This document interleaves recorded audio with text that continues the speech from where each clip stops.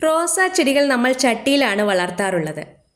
മണ്ണിലെ പോഷകങ്ങൾ പരിമിതമായതിനാൽ ചട്ടിയിൽ വളർത്തുന്ന റോസാ ചെടികൾക്ക് കൂടുതൽ ശ്രദ്ധയും പ്രത്യേക പരിചരണവും ആവശ്യമാണ്. ആദ്യം ഇതിൻ്റെ പോട്ടിംഗ് മിക്സും തന്നെയാണ് ശ്രദ്ധിക്കേണ്ടത്. മണ്ണ്, മണല്, ചാണകപ്പൊടി, ചകിരിച്ചോറ് എന്നിവ തുല്യ അളവിലുള്ള പോട്ടിംഗ് മിക്സ് വേണം തയ്യാറാക്കാൻ.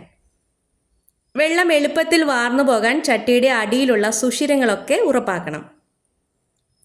ചട്ടിയിൽ നടുന്ന ചെടികളുടെ വേരുകൾക്ക് വായു സഞ്ചാരം ആവശ്യമാണ്. അപ്പോൾ മാസത്തിലൊരിക്കൽ ചട്ടിയിലെ മണ്ണ് ചെറുതായിട്ട് ഇളക്കി കൊടുക്കണം.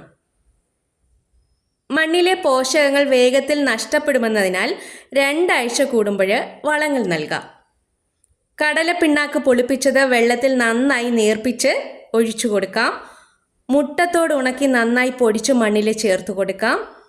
പിന്നെ ചായച്ചണ്ടിയില്ലേ, ചായച്ചണ്ടി കഴുകി ഉണക്കി ചുവട്ടിലിടുന്നത് ചെടിക്ക് ഗ്രോത്ത് ഉണ്ടാവാനും ഇഷ്ടംപോലെ പൂക്കൾ ഉണ്ടാവാനും നല്ലതാണ്.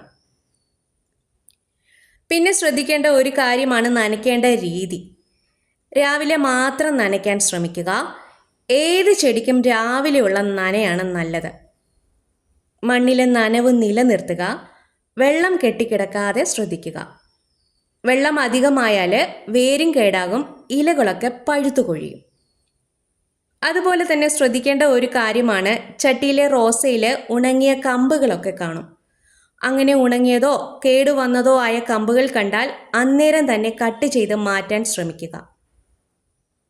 പിന്നെ പൂക്കൾ വിരിഞ്ഞു കൊഴിഞ്ഞാൽ അവിടെ സോഫ്റ്റായിട്ടൊന്ന് പ്രൂൺ ചെയ്ത് കൊടുത്താൽ പുതിയ മുളകളൊക്കെ വന്ന് ഒത്തിരി പൂക്കളുണ്ടാവും.